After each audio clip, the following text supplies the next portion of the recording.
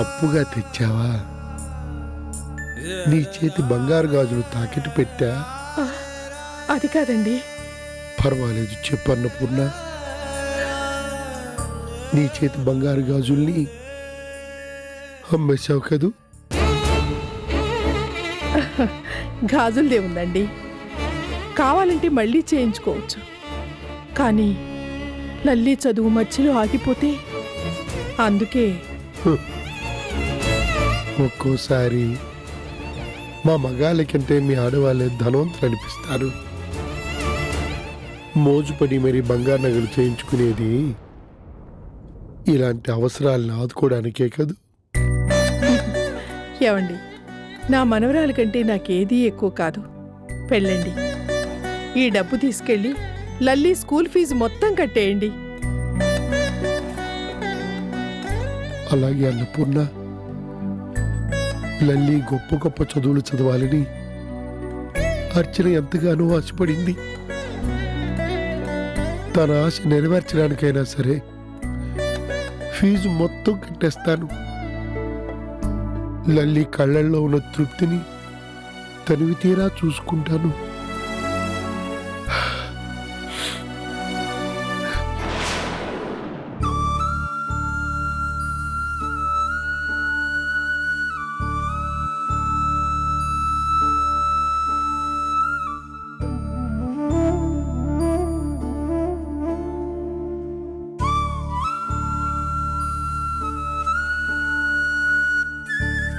వెళ్ళిరండి.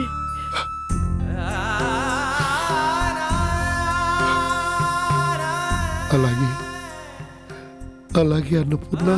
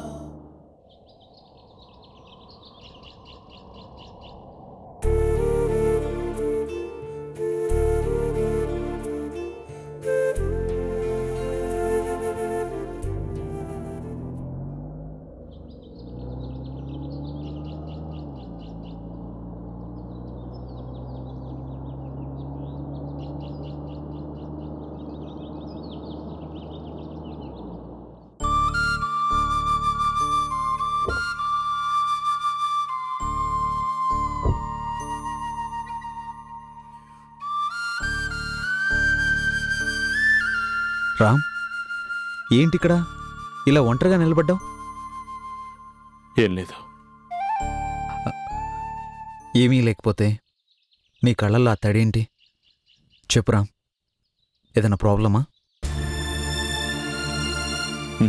ఏం లేదు. మనసు బాగా లేకపోతే ఎందుకో ఇలా ఒంటరిగా. రామ్, నేను నీ ఫ్రెండ్ని. నా దగ్గర కూడా దాపరికమా? చెప్పు. ఏం చెప్పను, నా బతుకు మీద నాకే అసహ్యం వేస్తుంది.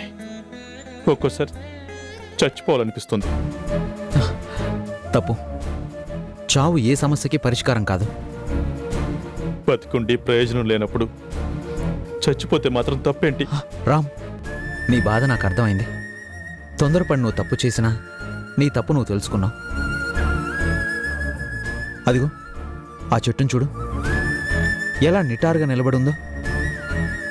గాలికి ఎదురు నిలిచిన ఈ చెట్టు, నీటి కోసం వేళ్లతో భూమిని చీల్చిన ఈ చెట్టు, నక్షత్రాలతో మాట్లాడడం కోసం నింగికెదుగుతున్నట్టుగా ఉన్న ఈ చెట్టు, ఎన్నో తుఫాన్లని, భూకంపాలని, ప్రకృతి ప్రళయాలను తట్టుకొని విజయ గర్వంతో పచ్చగా నిలబడి ఉన్న ఈ చెట్టు మనిషి ఎలా బతకాలో చెప్పడం లేదు. రామ్, నిన్న లేదు, రేపు ఉందో లేదో తెలీదు. ఉన్నది ఇవాళ మాత్రమే. ఏం చేయాలనుకున్నా ఇవాళ మాత్రమే. నిన్నటి నిరాశతో ఈ లోకం నుంచి వెళ్ళిపోవాలనుకున్నా, రేపటి మీద ఆశతో బతుకు పండించుకోవాలనుకున్నా ఇవాళ కాదు, ఇప్పుడే సరికొత్తగా ఆలోచించడాన్ని మొదలుపెట్టావు. చూడు రామ్, నీ స్నేహితుడిగా నేను అడుగడుగునా నీకు తోడుగా ఉంటాను. Thank you. Thank you my friend. ఈ స్నేహితుడి కోసం ఇంతగా ఫీల్ అవుతున్న నువ్వు ఎప్పుడు సంతోషంగా ఉండాలి.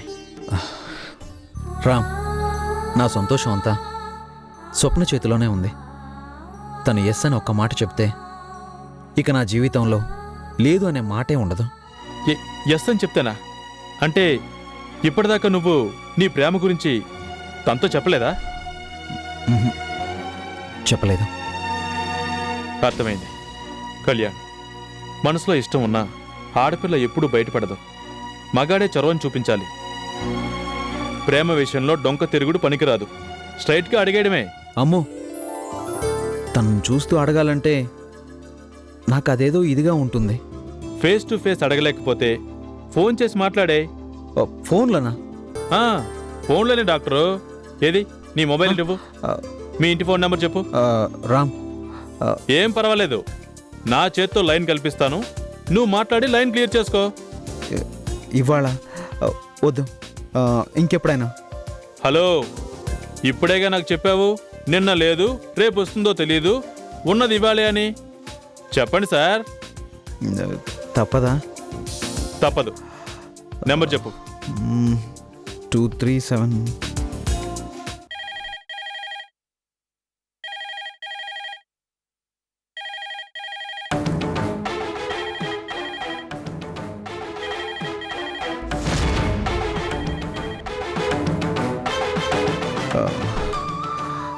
రింగ్ అవుతుందా?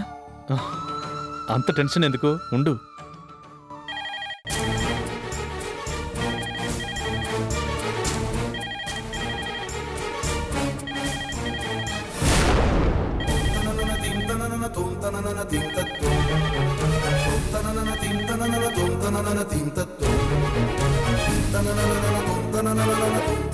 హలో,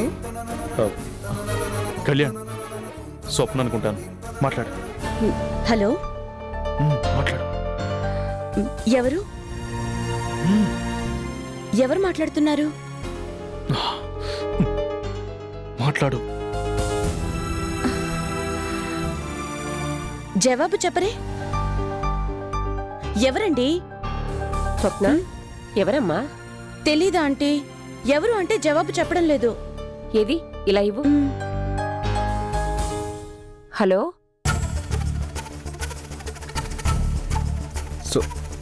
స్వప్న? కళ్యాణ్, నువ్వా? చెప్పరా. అమ్మా, నేనేరా. ఏంటి? ఏం లేదు. స్వప్న ఇక్కడే ఉంది, మాట్లాడతావా? ఇప్పుడొద్దు. ఫోన్ చేసావు కదరా. అంటే అది నీకోసమే. నా కోసం అయితే అమ్మ అని పిలవాలి. స్వప్న అని పిలిచావంటే ఊరుకో అమ్మా, అన్ని ఆరాలు తీస్తావు. నేనేమనుకోను గాని మాట్లాడు. ఇప్పుడు కాదు.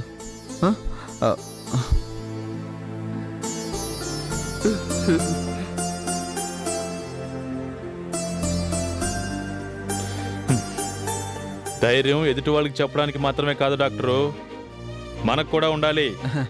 నాకేం ధైర్యం లేక కాదు. మరి ఇంకెందుకంట? ఏమో, స్వప్నం చూస్తున్నంతసేపు ఏనెన్నో చెప్పాలనిపిస్తుంది. నోరు తెరుద్దామంటే మాటలు రావు, అంతేనా? ఇలాంటప్పుడు మాట్లాడడం ఎంత కష్టం నీకేం తెలుసు? నిజమే. ఏదేదో చెప్పాలనిపిస్తుంది, ఏది చెప్పలేం. ఎన్నెన్నో అడగాలనిపిస్తుంది, ఏది అడగలేం. రామ్, పెళ్లికి ముందు మీ భార్యతో నువ్వు ఎలా ప్రపోజ్ చేసావు?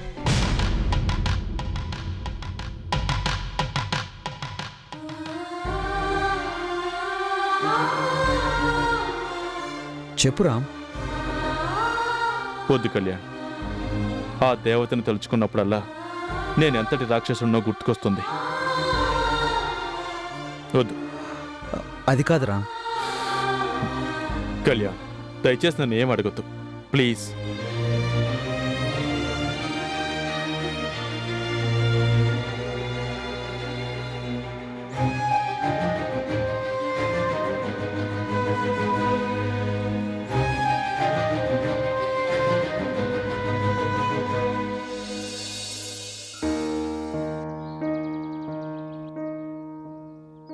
ఈ మందులన్నీ ప్రిస్క్రిప్షన్ ప్రకారం వాడండి.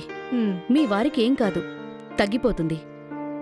మీరు చేస్తున్న సహాయానికి కృతజ్ఞతలు ఎలా చెప్పుకోవాలో తెలియడం లేదమ్మా. నోనో, అలాంటిదేం వద్దు.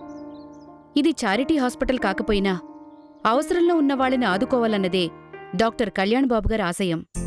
అవును, డాక్టర్ బాబు నిజంగా దేవుడే. అలాంటి వాళ్లే లేకపోతే మాలాంటి వాళ్లకు దిక్కెవరు? చూడండి, మీరేమీ మొహమాట పడకండి. ఈ మెడిసిన్స్ అయిపోతే మళ్ళీ రండి. అలాగే. మీరెప్పుడొచ్చినా క్షణం కూడా ఆలస్యం చేయకుండా మందుల్నిచ్చి పంపించమని డాక్టర్ బాబు చెప్పారు. మీ డాక్టర్ బాబు చల్లగా ఉండాలి. పవిత్రమైన ఈ ఆశయాన్ని కొనసాగిస్తూ 10 కాలాల పాటు భార్యా పిల్లలతో పచ్చగా ఉండాలమ్మా. ఉంటానమ్మా. మంచిదమ్మా.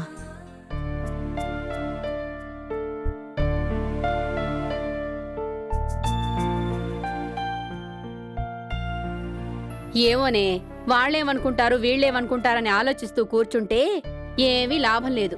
ఇవాల్టి గడ్డు రోజుల్లో మగాడికి జబ్బు చేసి మంచం ఎక్కితే ఆడదే ఏదో పనిచేసి కాస్తో కూస్తో సంపాదించాలి, కట్టుకున్నోణ్ణి కాపాడుకోవాలి. నువ్వు చెప్పింది నిజమేనే, కానీ అందరికీ నీలాగా పని దొరకద్దు. ఎందుకు దొరకదు? చెయ్యాలనుకోవాలే గాని బోల్డని పనులు. ఆ సులోచనమ్మగారినే చూడు, వంట మనిషి కావాలి, జీతం ఎంతైనా ఇస్తాను అంటోంది. కానీ పాపం నమ్మకమైన మనిషే దొరకట్లేదు.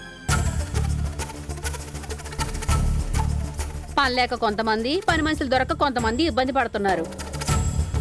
ఏంటో, ఎవరి బాధలు వాళ్ళవి, ఎవరి అవసరాలు వాళ్ళవి. ఏం చేస్తాం?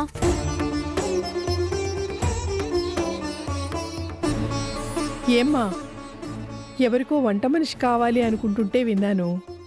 కొంచెం అడ్రస్ చెప్తారా? నువ్వు వంట మనిషివా? అవునమ్మా, వంట చేయడంలో నాకు చాలా ఏళ్ల అనుభవం ఉంది. మియాపూర్ హనుమంతుడి గుడి దగ్గర కాంట్రాక్టర్ పార్థసారథి గారి ఇల్లని అడుగు, ఎవరైనా చెప్తారు. కాంట్రాక్టర్ పార్థసారథి గారి ఇల్లు. అలాగేనమ్మా. చూడబోతే వంట మనుషుల లేదే. బతికి చెడ్డ కుటుంబంలో ఉంది. ఏం చేస్తాం? పూట గడవాలంటే ఎన్ని పాటలైనా పడాలి మరి.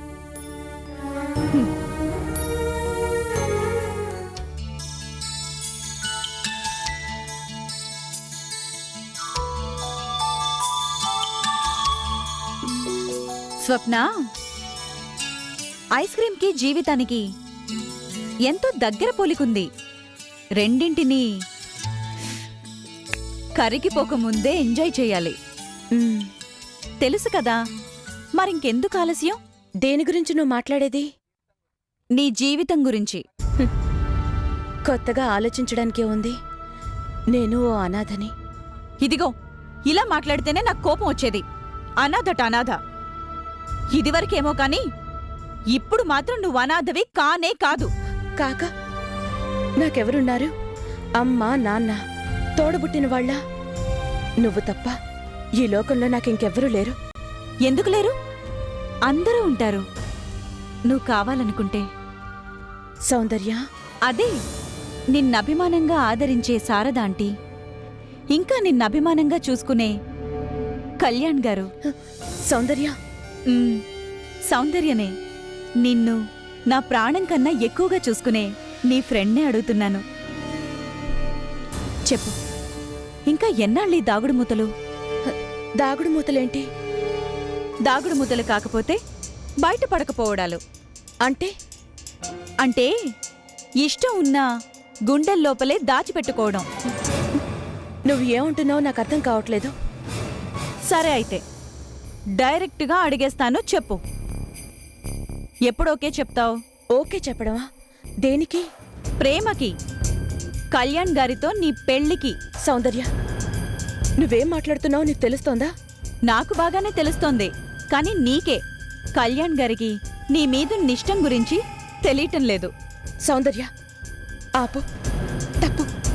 అలా ఊహించడం కూడా పాపం. పాపమా?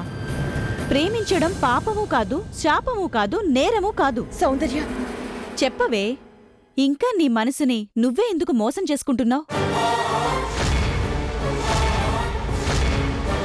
అన్నీ తెలిసి కూడా ఎందుకు తెలియనట్టు నటిస్తున్నావు? నేను నటిస్తున్నానా? లేకపోతే ఏంటే? ఆ తల్లి కొడుకులు నీ జవాబు కోసం ఎంతో ఆరాటంగా ఎదురు చూస్తున్నారని తెలిసి కూడా మౌనంగా ఉండిపోతే ఏంటర్థం? సౌందర్య, వాళ్ళు నా జవాబు కోసం ఎదురు చూస్తున్నారా? లేకపోతే ఒక పేషెంట్గా హాస్పిటల్లో ఉండాల్సిన నిన్ను తెచ్చి ఇంట్లో పెట్టుకుంటారా? హ, ప్రతి క్షణం నీకేం కావాలో తెలుసుకుంటూ, ప్రతి క్షణం నువ్వు కోలుకోవాలని కోరుకుంటూ, ప్రతి క్షణం నిన్ను సంతోషంగా ఉంచాలని ప్రయత్నిస్తూ, ప్రతి క్షణం నువ్వు వాళ్ళ మనిషివి అని అభిమానంగా ఆదరిస్తూ గుండెల్లో పెట్టుకుని ఎందుకు చూసుకుంటున్నారు? హ, నువ్వు ఆ ఇంటి కోడలివవుతావని, ఆ ఇంట్లో దీపాన్ని వెలిగించి వాళ్ళ కళ్ళల్లో వెలుగుల్ని నింపుతావని. సౌందర్య, చాలు. ఆశపడ్డానికి కూడా అర్హత ఉండాలి. ఏ నీకేం తక్కువ? అందం ఉంది, వయసుంది, అన్నింటినీ మించిన మంచి మనసుంది. ఒక మగవాడు తన భార్య కావాలి అని కోరుకునే అన్ని లక్షణాలు నీలో ఉన్నాయి. అందుకే కళ్యాణ్ గారు నీ మీద మనసు పడ్డారు. నిన్నే పెళ్లి చేసుకోవాలని ఆశపడుతున్నారు. మీ ఆంటీ కూడా నిన్నే తన కోడల్ని చేసుకోవాలని తెగ ఆరాటపడిపోతున్నారు. అందుకే చెప్పేయ్, తొందరగా వాళ్ళకి ఓకే చెప్పేయ్. వాళ్ళ మనసులో ఏముందో నాకు తెలీదు, కానీ నా మనసులో మాత్రం ఎలాంటి ఆశలు కోరికలు లేవు.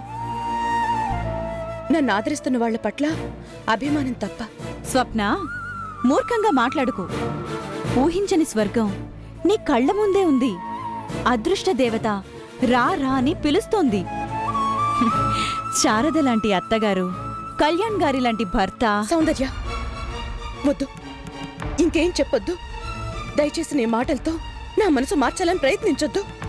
అంటే కళ్యాణ్ గారు నా ప్రాణాల్ని కాపాడిన దేవుడు. ఆ ఇల్లు నన్ను ఆదరిస్తున్న పవిత్రమైన దేవాలయం. అంతే. ఇదేంటి ఇంత స్ట్రాంగ్గా ఫిక్స్ అయింది?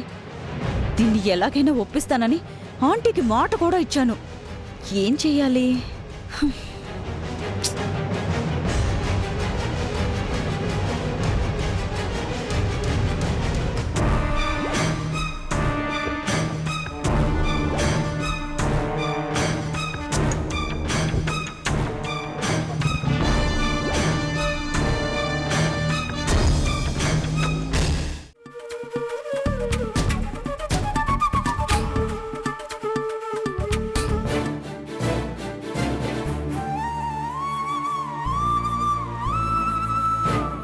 స్పెషలిస్టులకి ఫీజులు కుమ్మరించడానికి నా దగ్గరేమీ డబ్బుల కట్టలు మూలగడం లేదు.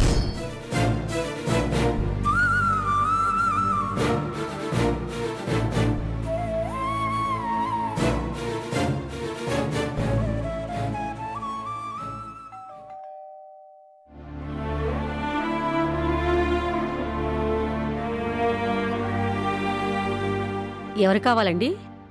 పార్థసారథి గారి ఇల్లు ఇదేనండి? అవును, ఇదే. ఏ అది అది ఈ ఇంట్లో వంట మనిషి కావాలని తెలిసిందండి. అవును, కావాలి. ఏ మీ తెలిసిన వాళ్ళు ఎవరైనా ఉన్నారా? ఆ పని చేయడానికి నేనే. మీరా? మిమ్మల్ని చూస్తే వంట మనుషులా అనిపించటం లేదు. అంటే పరిస్థితులు. ఓహ్, అర్థమైంది. బతికి చెడిన కుటుంబం అన్నమాట. కానీ మీలాంటి... పర్లేదమ్మా, నువ్వు అనండి. మీ పేరు? అన్నపూర్ణమ్మ.